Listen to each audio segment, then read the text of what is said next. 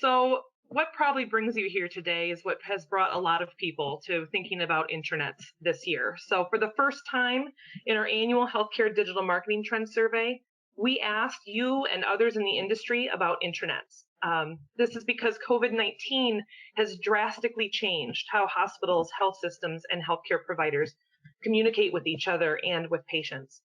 And having the right tools efficiently at our fingertips to help us do those jobs more easily and more efficiently and with more confidence has become more important than ever. And last month, if you were able to attend our survey results webinar, Chief Strategy Officer Ben Dillon shared the results of this question: what is your current level of work-related stress? And as you can see, more than half said that their stress is higher than normal. And it's probably that way not only for you, but for your colleagues and employees. Our worlds have been turned upside down, but that hasn't stopped the need for work and communication to be shared among teams. And as protocols and safety measures were adjusted around the world, the need to communicate these changes with your employees became essential. Many of Geonetric's own clients use their intranet and public website as a way to highlight evolving coronavirus updates. Large banners and hero images like this have become commonplace for many healthcare intranets. And with distributed workforces or remote employees that are now off-site, it became more important that they were in the know of what was going on. Communications in healthcare and hospital systems often began here when it came to COVID-19. There was an action plan, meaning you talked about how your organization is going to react to the safety for your internal teams and your patients and your community. You probably had building changes. There might have been clinics that were closed, non-essential services were cut off, departments were rezoned, or maybe even hours were changed. You likely were posting census updates on a regular basis, either with the media or on your website, so people knew how your health system or hospitals were being impacted by COVID-19. And you probably had some staffing updates. Maybe staff went off-site, working remotely from home, or other elective services or elective services staffs were temporarily furloughed during that time. But things are changing. You know, we're 8 months into this pandemic, and some services are returning. You're bringing patients back to your offices and your clinics, and communications have since evolved. So maybe benefits have changed. You might have instituted broader remote working opportunities or changed the paid time off opportunities and coverage for COVID-19 needs. You probably have some job expectation changes. So what healthcare employees did yesterday before COVID or 8 months ago before COVID might not be the same in today's world. So safety-wise, you're probably instituting lots of different protocols and sanitation methods to maintain safety for your team and for your visitors. And your public messaging has probably shifted. So where the early parts of the pandemic might have been sharing with people what your plans were to take care of COVID patients or how many COVID patients you were seeing, you might also be looking at changing some of that messaging to get people back to your facilities for the everyday care that they came for in the first place. And all of these rapidly changing updates in these organizations are showing in analytics across our clients on their intranets. So this high-level graph shows where we saw considerable spikes in traffic, usually around March when the quarantines really started to pick up steam around the country. And where popular pages like human resources and job tools and calendar were really overwhelmingly popular before, we're starting to see COVID-19 pages or sections taking higher precedence in some of those top 5 or top 10 pages of the intranet. So putting the pandemic aside, healthcare has its own unique challenges for internal communication.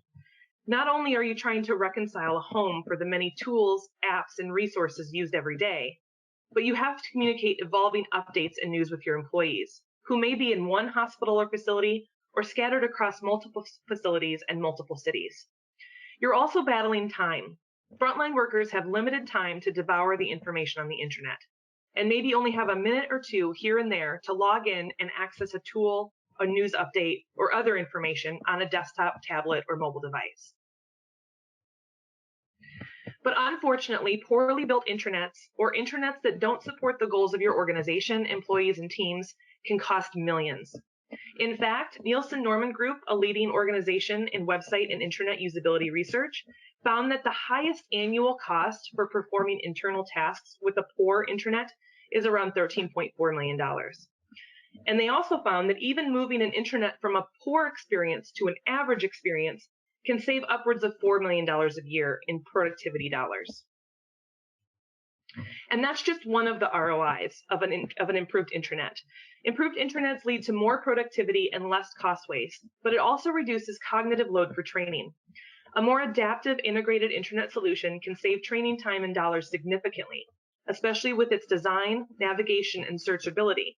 Less time doing menial tasks means better productivity and confidence among your employees. And it also enhances employee independence, requiring less help or IT tickets if the system provides that information in a more seamless, accessible way. So if you're nodding along, thinking about your own intranet and all the things you've noticed could be improved over these last several months, let's see how our survey participants rated their intranet experiences. And you might find yourself in pretty good company. So again, in last month's webinar, Ben Dillon shared results of our annual Digital Marketing Trends Survey, which we run every year. We divide groups among laggard, average, and leaders. Now, please know that these are self-reported categories based on 21 factors that survey participants completed. So these are no judgment on these particular categories. And we grade on a curve, and we split the respondents roughly into equal groups. So laggards generally have a score less than 0, leaders have a score higher than 10, and average falls somewhere in between. So we asked first off, who owns the intranet? The intranet is owned by many people across organizations across the country. And based on the result of our 2020 survey, it turns out that it's nearly an even split mix between IT and marketing. And in the experience of Geonetric, we see both teams have pretty equal stake in the intranet's usability and its implementation. So what we think is interesting about this, though, is that some of the people that said that they were ahead of their peers with their intranet seem to be owned by marketing.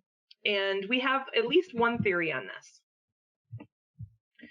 Because while IT still has an important foothold in any intranet, marketing teams are uniquely qualified to tell stories and think about journeys, engagement, and experience.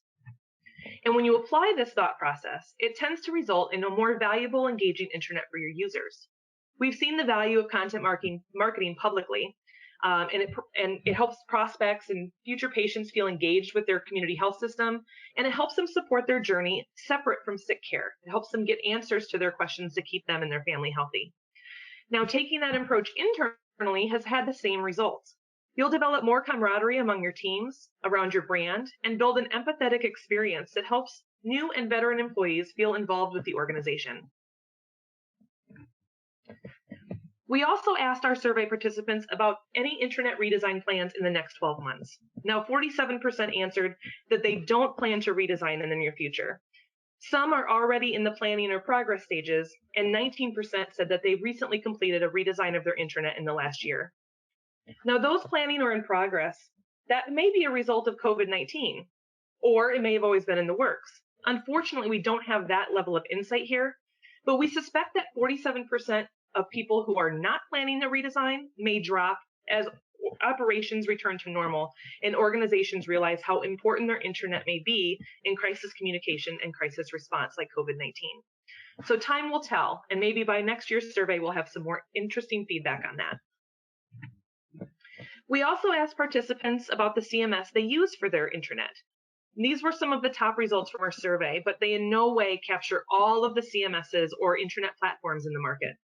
SharePoint has a large portion of intranets for our survey participants and likely for our industry. People either use this as their primary document repository or through the use of SharePoint sites. Some people also answered that their intranet is built elsewhere, and we see this quite a bit. Oftentimes, IT teams have built an intranet that's maybe 10 or 15 years old, and it was a platform that was built as a home for all the links and tools, but it's maybe not built on any known platform or CMS. We also saw folks mention things like Cascade and Hospital Portal as other CMS opportunities and platforms used for their intranet. And while redesigns might not be in the work, there is some movement from participants around changing their platform altogether. A quarter of our participants had recently completed a platform change for their intranet. 38% said they have no plans to do that, but nearly 40% say that the CMS change is in planning or progress stages. So there is a story here about healthcare wanting to move the needle on their employee communications and find a reliable platform that gives them maybe more flexibility and more adaptability to situations like COVID-19. But overall, we saw 78% of our survey participants are either neutral or dissatisfied with their internet platform. And intranets sadly don't get as much TLC as websites. I myself am a big intranet fan, but they're not as jazzy. They're not as flashy. They're a little bit harder to connect to the bottom line of dollars in your organization, especially for your leaders. But they're still so essential to our job satisfaction and our confidence and efficiency. And so all of this impacts the bottom line at the end of the day. Our survey also explored what types of common, valuable internet features are most important to organizations. Now, this list is listed by Delta, meaning the most popular averaged across, but we saw some interesting trends emerge, and we'll talk more about these today.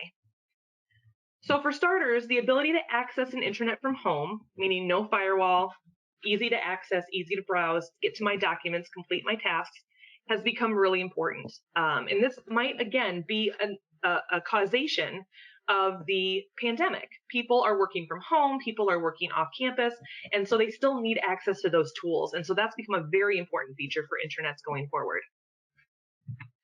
Active Directory and auto logins are an important feature as well. And it makes sense. Active Directory or auto login options give your internet tremendous flexibility. So not only can you use it to autofill information for, say, online forms or personalize the type of content someone sees, but it also saves time from someone having to log in yet again to another application. So leaders are actually particularly attuned to this and highly likely to value this as a feature. We're also seeing more attention paid to things like health system news. And again, perhaps in the way of a searchable interactive content hub. And we'll talk about more of that in a little bit. But health system news is another one of those pieces that has become a very important part of the health system experience for employees on the internet. And some of this could very well be related to COVID-19. And we also saw a more robust search experience being a necessary need for employees to more quickly and accurately find the information that they're looking for. And so whether you have a faceted search results experience or whether you're able to search across multiple systems and tools, having those search capabilities are very important to many of our participants.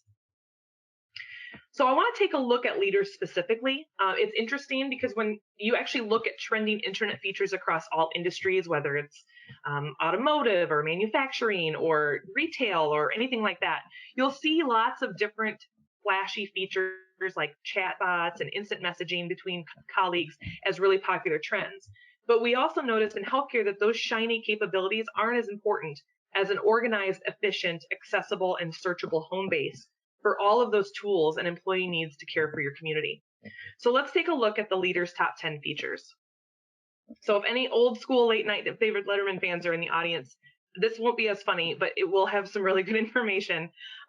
Leaders are a really great way to determine what's trending. And so if you're someone that finds yourself in the average or laggard category and you're hoping to edge up a little bit further, it's helpful to kind of keep your eye on what leaders are doing. They can give you a lot of great hints to move forward. So I mentioned Active Directory and single sign-on. This feature is packed with great information. Active Directory means you can personalize content. You can create easy and flexible employee directories. And most importantly, it's easier to use for your employees, and it means less time spent logging in. The second is search capabilities. Now, this is a pretty broad one, but a robust search is still a really important feature for any intranet, especially if it can search across systems or through multiple facets of content. So make sure that your search results give people the option to filter what content they're looking for, because it'll make the experience much better. Policies and procedures is number 3, another broad one, but having your policies and procedures readily available is a must. And so you might use that, have those policies housed in an all-in-one platform or a digital asset library, whether that be a CMS like VitalSite or maybe something like SharePoint, but making sure that those policies and procedures are easy to reach and are well governed and up to date are very important to your intranet experience for healthcare. Fourth is home access. So we mentioned this again. Your employees should, like all of us, we don't do this well probably, but focus on home when we get home. But there are times when people need to access the intranet either in the evening or maybe before they come to the office. So making sure your intranet is accessible off-site is very important, especially with any distributed workforces you have because of the pandemic. The fifth is HR applications. We're seeing a pretty upward trend of our own clients using third-party HR applications to store HR documents and some of the tools there. And that's perfectly fine. Again, Active Directory is a really big key here because you can connect your HR application and your intranet and avoid those additional logins and make that experience a little bit more seamless for your users. Sixth is health system news, and we'll talk more about this. So you should be sharing your news with everyone, but what we're seeing are more of like a blog-like experience with intranets, especially in healthcare.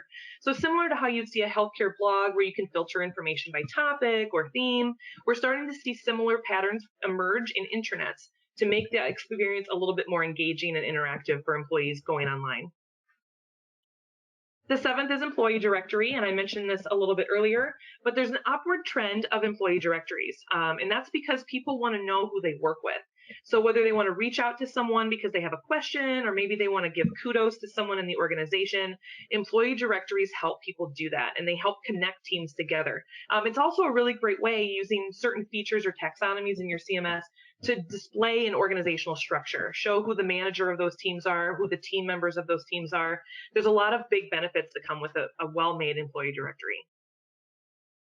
Mobile accessibility kind of sort of goes along with working from home, but employees who are not behind a desktop, even in your campus, might need to access intranet tools and information. So how are your cafeteria team members or your environmental and sanitation team members accessing the intranet if they're not behind a desktop? Those folks do need that information, and they are looking to access those tools and documents. So making sure that that mobile experience works for them is really important here. Cafeteria menus. This seems kind of out of place one, but honestly, people got to eat, and they're really excited about cafe menus. We see this as a very popular feature, especially in healthcare. Obviously, you have a cafeteria, you probably have employee discounts. Easily one of the most popular features we see for our own clients as well, one of the most traveled pages. But again, making sure that that cafeteria menu is accessible, making sure it's up to date. You know, if you have specials or online ordering, those are just bonus features you can add for your employees in the intranet experience. And the last is document management. So again, similar to policies and procedures, having some reliable document management system going on. So that includes governing and grooming your documents, making sure that nothing is outdated or incorrect that's left behind, making sure there is some kind of version control or tracking history of those documents. Obviously, with things like SharePoint, you can check out documents and see that that document is checked out by someone. And even CMSs like VitalSite allow you to see when something was last updated. So having that content and context to your document management is really vital. So what does all of this mean? Well, fortunately, many of these top features align with top trends we've seen for intranets in the 2020s. So we're going to go a little bit more 10,000-foot view, talk a little bit about intranet trends as a whole. And we've actually been able to learn a little bit more about trends from other industries outside of healthcare. So Nielsen Norman Group, who I've mentioned before, has seen trends in how consumers respond to the web. And the more ingrained we get with our favorite websites and destinations, the more we expect other sites to operate the same. And it turns out employees are no different. Now, this does not mean that every site should look or function like Amazon or Facebook, but it does mean that things that make those sites good, that make us keep coming back, like user-focused experience and clear navigation and clean interface design, all are things that we carry with us on the web when we go to other sites. And intranets are starting to see another similarity to that experience. People are going on their intranet and they want a clean intranet. They want something that's easy on the eyes, easy to look at, easy to digest. And so there comes a time where redesigning your intranet becomes less about just something to check off and more about how is this really impacting employee experience. So your intranet should be the front door or the leap pad to help your employees complete a task and do their job efficiently and confidently, just like our favorite websites do. So your intranet probably can't be the home for every single tool. Every single tool that you use or that your teams use can't be built within the intranet, but it should be accessible from the intranet. So again, it should be that front door or that leap pad to get people to the information they're looking for. So it should be that logical, sensible, accessible front door for all of that information they need to do their jobs and do them well. So here are 8 trends in modern healthcare intranets. And so we'll go through first branded employee first experience. So how you build and market your intranet internally can absolutely impact how your employees use it and respond to it. App-like design and development. So again, no, intranets don't need to be apps, but there's a lot we can learn from the design of smartphone apps that can make intranets more usable. 3, robust directories and search. So structured content to the rescue. Building consistent experiences across content types can make your content easier to digest and easier to search. 4 is personalized content, and this is, again, a big, big topic, lots of ways it could go, but not as daunting as you think. And this is where Active Directory integration and role-based links can really play a big part in how you change that employee experience. 5 is online forms and workflows. Now, this can be a game changer for helping employees do their job more efficiently and confidently, so we'll talk a little bit about that. 6, secure cloud-based hosting is a thing of the future. It's safe, secure, quite robust in its space, and gives your organization plenty of room to grow. 7, tracking and metric measurement. So whether you have a dashboard or you integrate with Google Analytics, the best intranet experiences allow your team to track and measure what's going on so you can continue to make improvements. And last is content and story hubs. Easily one of the biggest trends we're seeing, again, possibly emerging due to COVID-19, but stories that engage and provide an empathetic path between organization and employee are making a big difference in how employees view their job. So let's start with number 1, branded employee first experience. What does that mean? So think of your organization as an extension of your brand.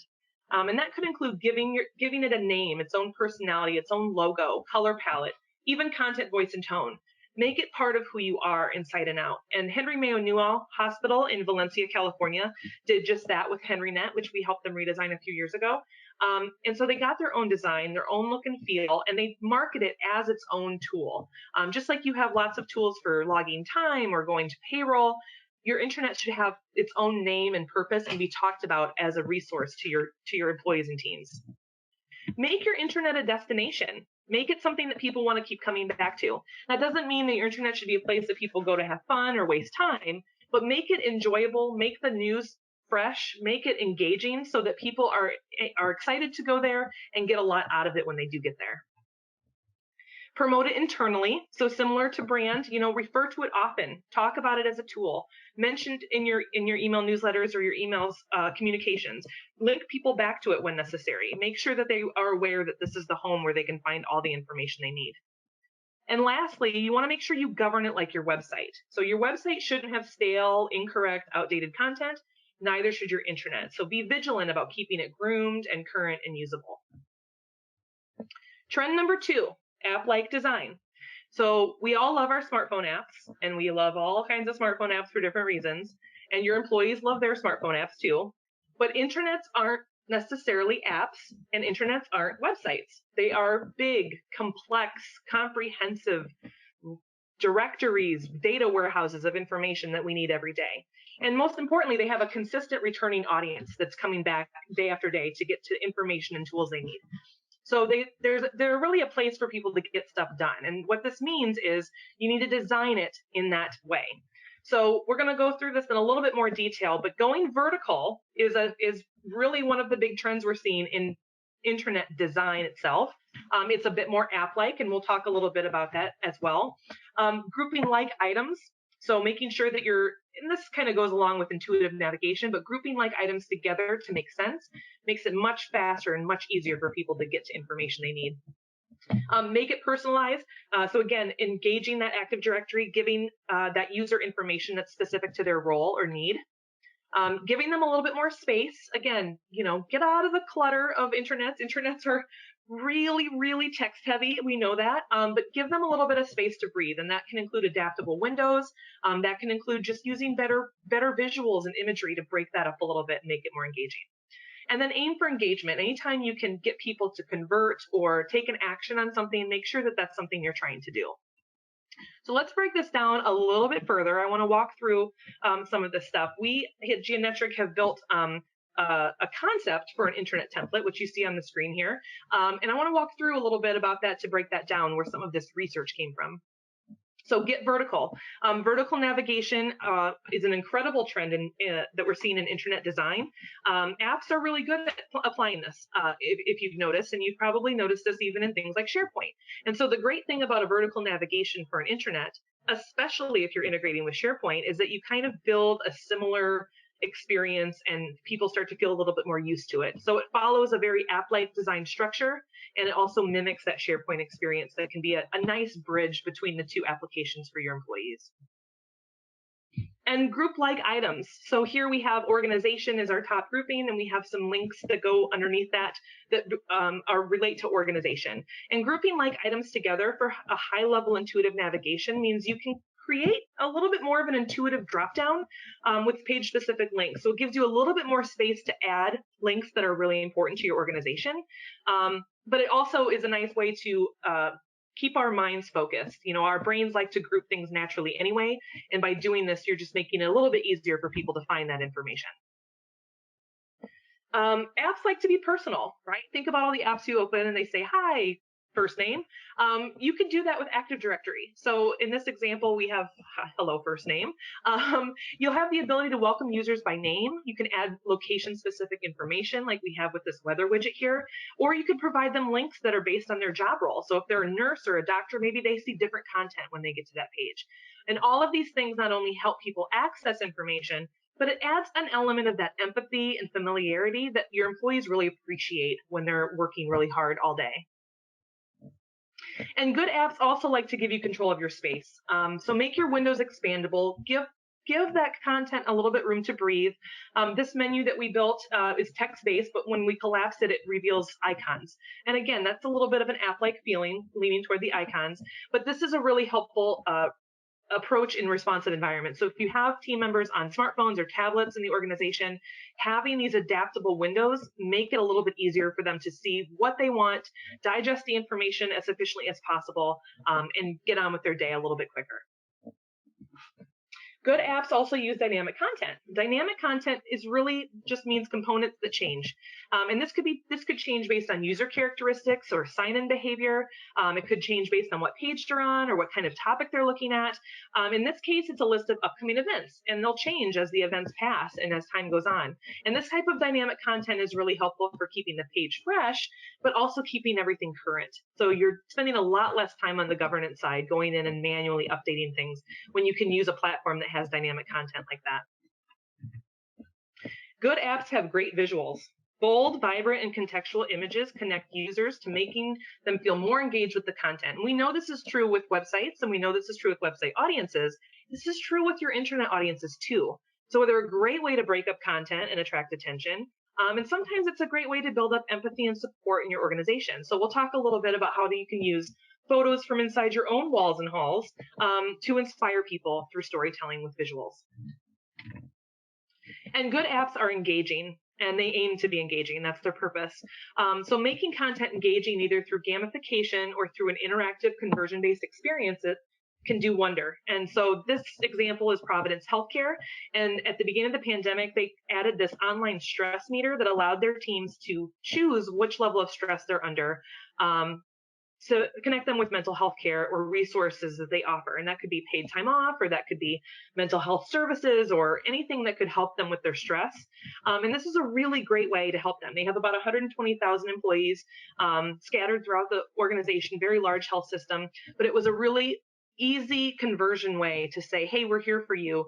Here's the information you're looking for based on this need. So even moving some of your content to, say, an online form makes it a lot easier to convert rather than having someone print it off and drop it off in a mailbox. Those types of things matter. Trend number 3, robust directories and search. So Nielsen Norman Group every year does a review of the best intranets. And if you get a chance to go to their website and look this up, they always have a lot of really great nuggets of wisdom. But they said this year's winning intranet teams understood the importance of providing information about the various business units and teams. So what does that really mean? Well, think about what makes your organization your organization. You have an incredible roster of employees. You have a collection of facilities and clinics. So this information could really be department directories and profiles, employee directories and profiles. And again, think Active Directory and single sign-on to help you do that heavy lifting. It could be a facility or location directory. If you're a large health system and you have a ton of buildings, you might have a need to have profiles for each of those buildings and have those profiles display upcoming events for that facility and related news for that facility.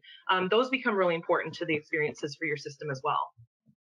Resource and tool directories. This might not seem like one, but having a place for your A to Z tools and apps and resources to live rather than scattershot throughout the web, the intranet and random links. Just having one nice cohesive directory makes it a lot easier for people to get to that information. So think about like an A to Z library of tools and apps. And actually, it's interesting because that's another thing that Nielsen Norman Group has said is one of the winning pieces of every intranet they've looked at over the years is making sure that there's an inventory of the tools available on the intranet. And that really sets a lot of intranets apart when they're looking at who's doing it best. So in this example, on our kind of our concept, our mock concept that we created, we have created an A to Z directory of tools directly on the homepage. And one click to one of those letters sends someone to that section of the directory to find whatever tool starts with that letter. So again, keeping those clicks very limited. There's not really a 3-click rule. They've kind of debunked that that's a thing, but on the internet, the easier you can make those high traffic areas, the better conversion you're going to have and the happier employees you're going to have. So number 4 is personalized experiences. So this kind of relates to happy employees. Personalization gets thrown around a lot, and it can come with lots of shapes and sizes. But at a minimum, it's best used when you can connect it with your Active Directory, and that makes it easy for the internet to recognize the user who's logged in, maybe show them relevant content based on where they are or based on the role that they have and that they're assigned to. If you can connect your intranet with Active Directory, you can also autofill some of those online forms, and that will save a lot of time for employees who are going online to maybe fill out a PTO request or submit a kudos card to a coworker. It can autofill a little bit for them, so it saves them a little bit of time. So number 5 is online forms and workflows, kind of leading right into that. So you probably have tons of forms online. You might have PDFs, they might be Word documents, you might have them in SharePoint, you might have them somewhere else. Not every form needs to be an online form, so I want to lay that out right now.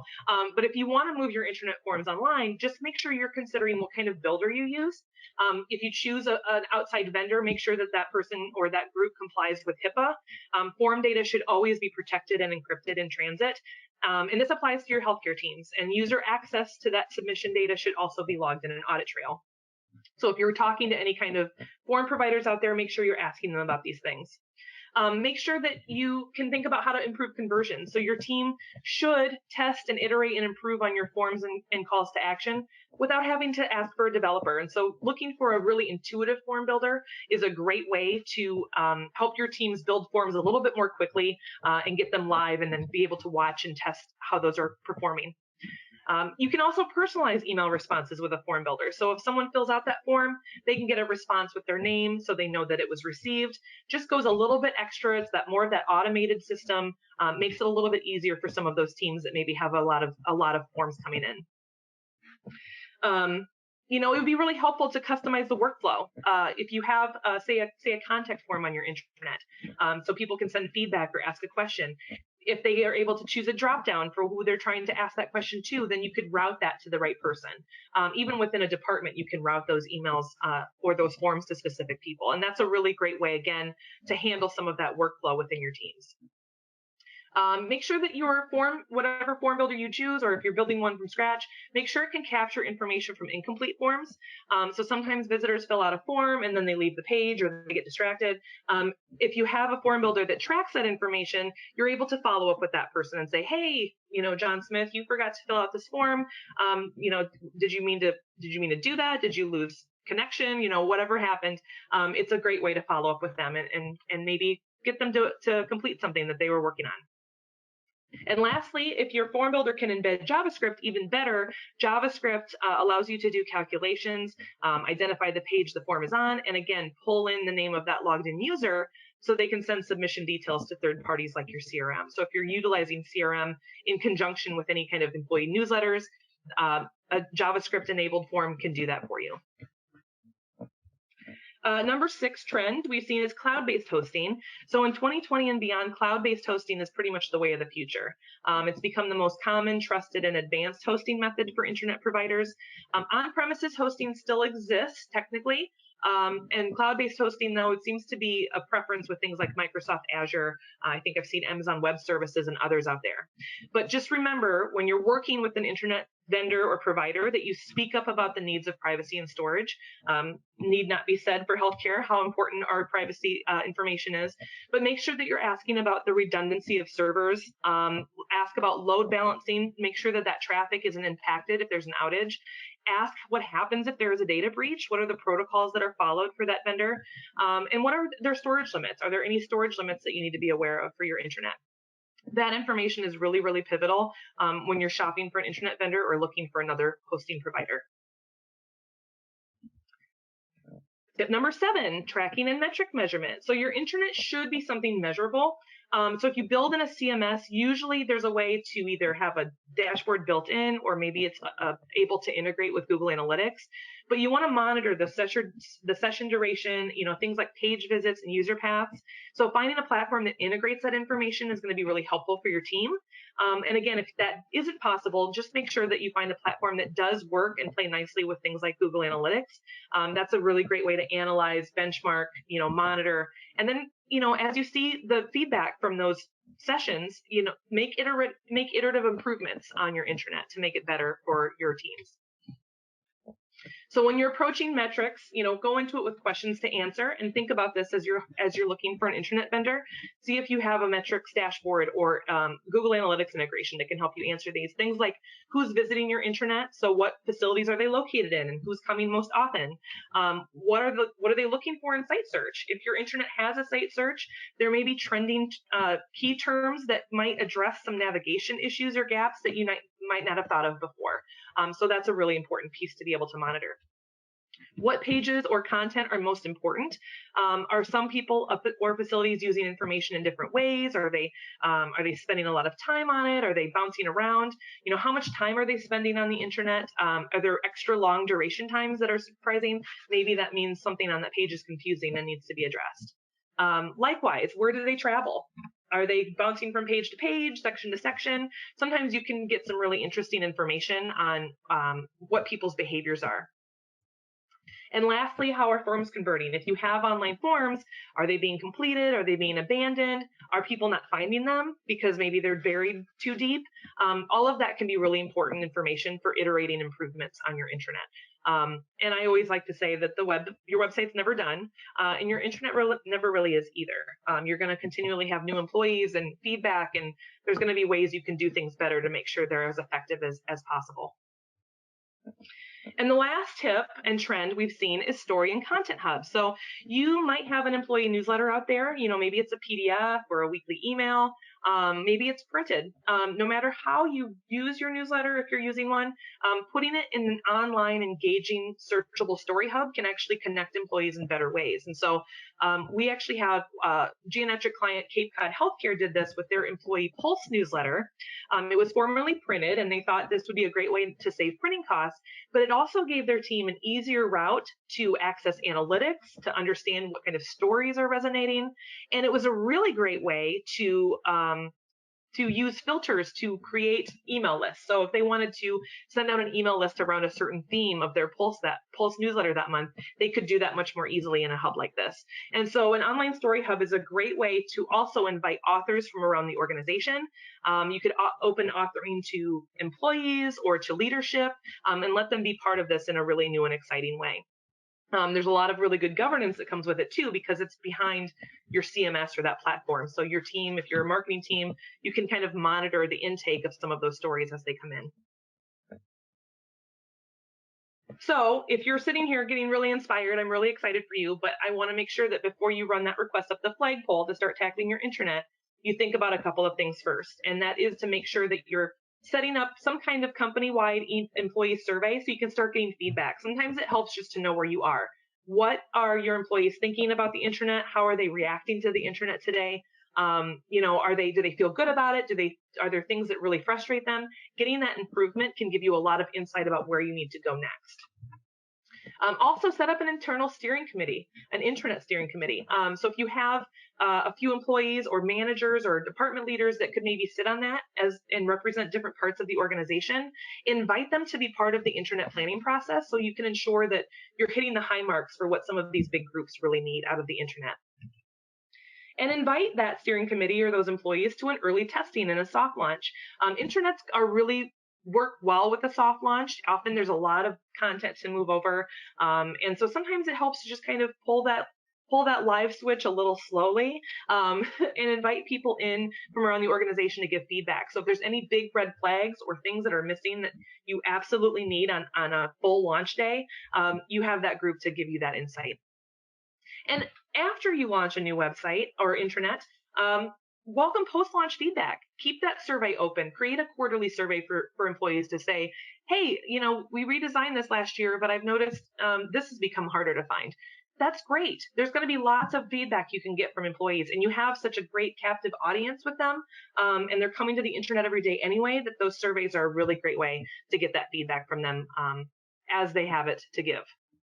So at the end of the day, you want to build an intranet that employees are excited to visit and use, and you can take it a little bit further with some of that storytelling. So I mentioned we're going to talk about this in a little bit more detail. How you share stories and how you share content and news in the organization impacts how people engage with it. And news, especially in healthcare, is so important. There's so many things going on in our world right now that having a storytelling approach is a really big benefit to helping connect with your employees in better ways. So, you can do it. It'll boost morale. It'll improve engagement. It'll help people feel inspired. It supports your mission. If you have a mission that really puts employees first, a new way to tell stories can do that. So think about, employee authored stories. Invite employees to be part of your storytelling experience. It helps them feel engaged with the organization. It helps them take pride in the organization. Infographics and video are two incredibly popular methods of content marketing, and you've heard us at Geometric talk about that before. But video is really great for, say, town hall meetings. If you have a message from your leadership, put that on your intranet. Infographics, we've seen a lot of infographics around hand hygiene for COVID-19. That's a great thing to put on your intranet. Those are very bite-sized pieces of media to engage with. Kudos stories, if you see something, say something. If you have employees out there doing incredible work and their colleagues can nominate them as, wow, they went above and beyond for this family or for this patient or visitor, inspire that camaraderie. Let them nominate each other. That builds an incredible funnel of stories to tell in your organization. And that also inspires that empathy and supports your mission. Executive Q&A, we've seen this becoming more popular too. It encourages a lot of transparency and engagement with your leadership, but create a Q&A or a question box, so to speak, where people can send questions to your leadership and ask questions and get answers on a regular basis. And then patient stories. They're not just for your website. Patient stories are the reason that your teams are doing what they do. So share them internally if you can. There's a lot of really great, beautiful stories out there that maybe some people in the organization don't know about. Not everyone's going to know what's going on in the patient world if they don't work with patients every day. And patient stories really help tie that up. So here's some examples that I wanted to show you as well. So you might have really great, you might not, you definitely have great, amazing people walking through your halls. And at All True Health in North Dakota, they actually took this a step further. They have a section of their public blog called Our Stories. And so here's an article about one of their supervisors of their ambulance services. So news doesn't have to be breaking. Sharing stories about people inspires confidence in your employees. It encourages collaboration. And think of it, if you're a new person and you get to read about one of these incredible people, how much more involved you'll feel having to get to meet them through this kind of method. So this is a really cool way to bring stories in another way for your intranet. Geometric client Adventist Healthcare also has been focusing a public campaign to get feedback from their community using the hashtag Heroes Work Here. And so this is a really beautiful thing they have. Again, it's on their public site, but something that could easily work on an intranet too. They are building this kind of card-based design with all of these amazing feedback comments they're getting from people on their social media channels. And it's very inspiring. It's just kind of that pat on the back that your teams need right now as they're going through this. And so social media campaigns are a really great way to build awareness around your brand at an external level, but it's a really great way to get unique content for your intranet as well.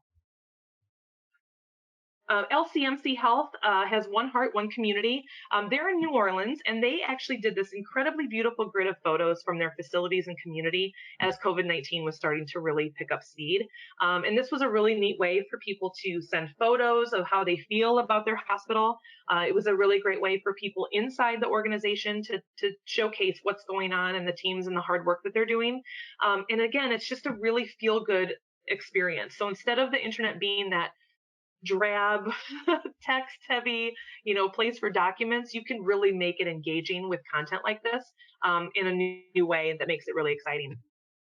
This is a non-healthcare example. This is Portland Airport, and they have a section of their public site for employees, and it's called PDX People.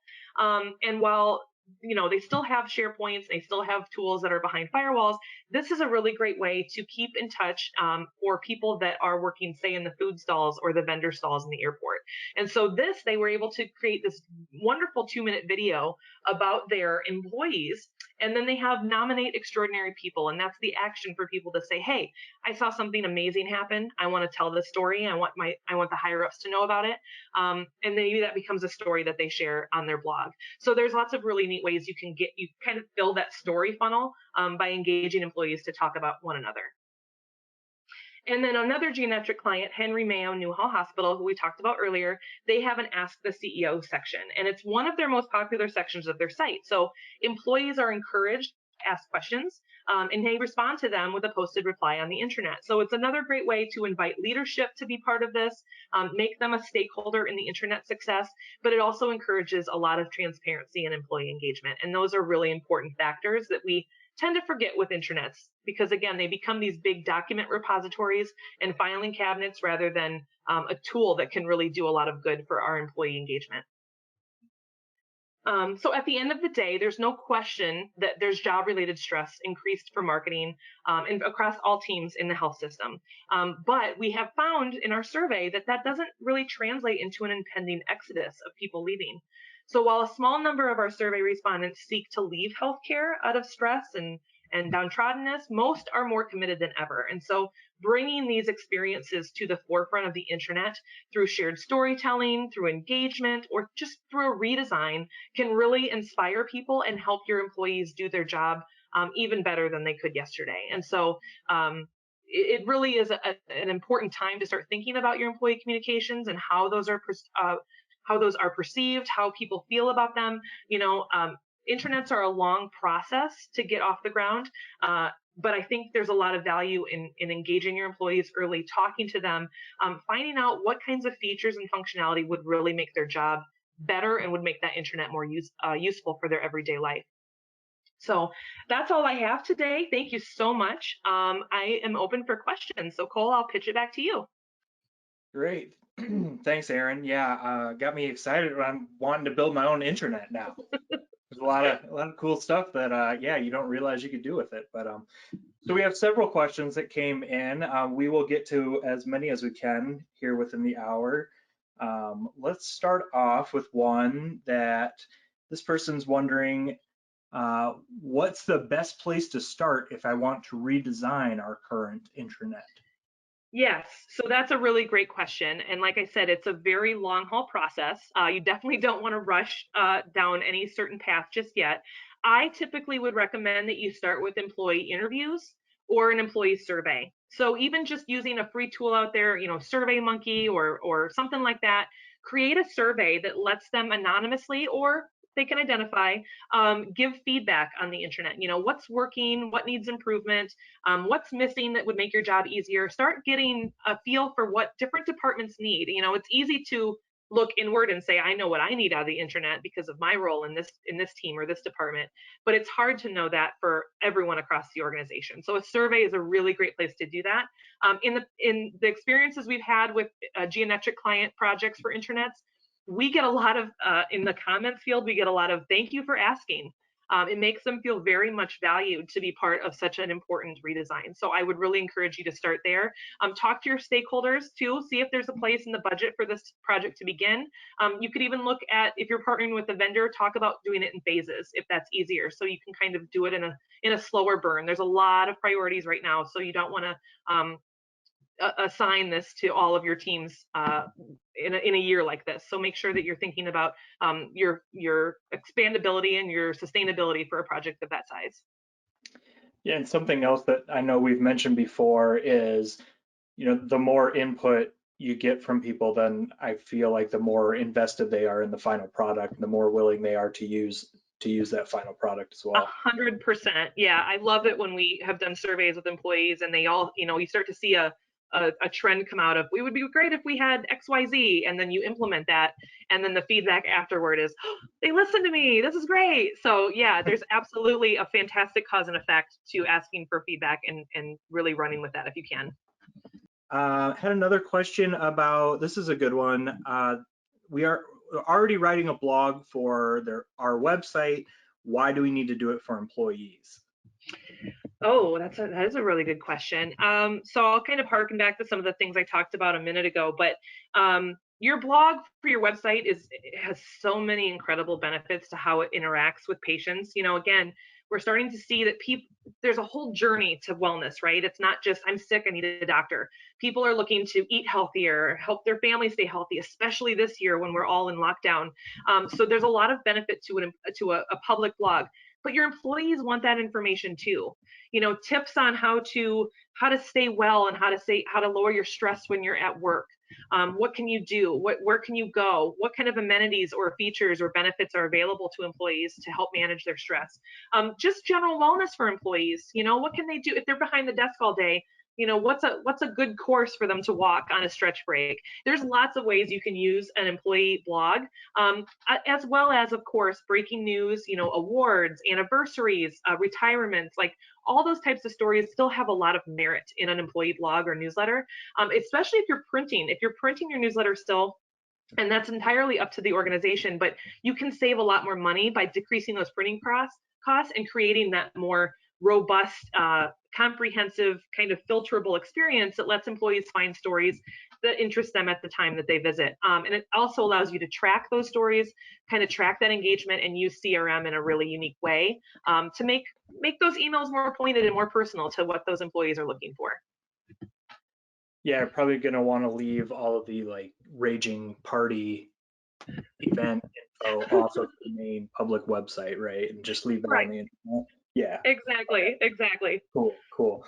I have a question here that someone's wondering how to respond to the dreaded "my link has to be on the home page" request. Do you have any tips that you would like to share?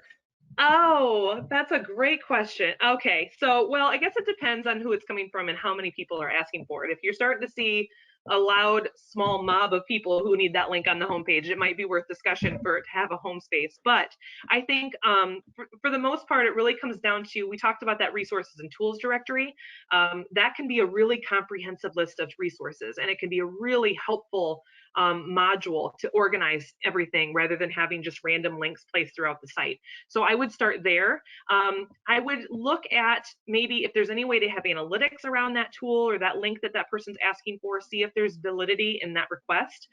If there's not, if it's just one person that says it would make their life easier, that could be a different story. Now, if it's a role-based link, if it's, say, employed physicians are looking for, have one link that they use but no one else in the organization uses, Active Directory and personalization might come in handy. That way, if that person logs in and that role is assigned as an employed physician, they'll see that link on the homepage, but no one else would. So there's lots of different methods you can handle it. It really comes down to how big is the request, who's asking for it, what's the validity of it, and then talking to your vendor or your platform provider about the options that could make that possible. And then at the end of the day, if none of those work, a polite no. But that resource and directory tool, the resources and tools directory can really be a good catch-all if they're really frustrated with that answer. Gotcha. We'll try to get through one more quick. I kind of compiled a few that came in that we're talking about internally built intranets, and I think it kind of all boils down to what are the negatives or the cons, or why shouldn't you try to internally build your own intranet? Yeah, and that happens a lot. And we've seen that a lot with clients we've worked with where they had an intranet that was built in-house a long time ago by someone really skilled. What happens is that if that person leaves or retires or just leaves the organization, what happens is that knowledge kind of falls away. It's not quite as usable. So having a vendor or a partner to work with is going to be really helpful because you have that backup in case someone needs to leave the organization. It also can come with a host of issues. So like an IT person who might build an intranet probably has a ton of skills to do that.